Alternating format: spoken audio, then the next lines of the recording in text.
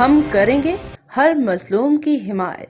السلام علیکم، میں ہوں حرین فاطمہ اور آپ دیکھ رہے ہیں حمایتی نیوز HD چینل۔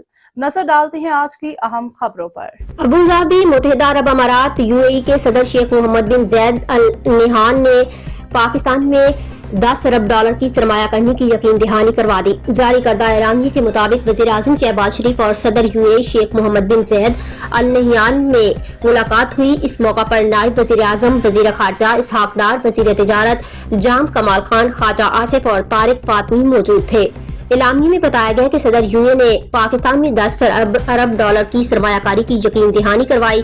ملاقات میں دو طرفہ تعلقات بشمول سیاسی، اقتصادی اور دفاعی شعبوں میں تعاون پر گفتگو ہوئی، جبکہ IT، قابل تجدید توانائی اور سیاحت میں تعاون کے فروغ کے عزم کا اعادہ کیا گیا۔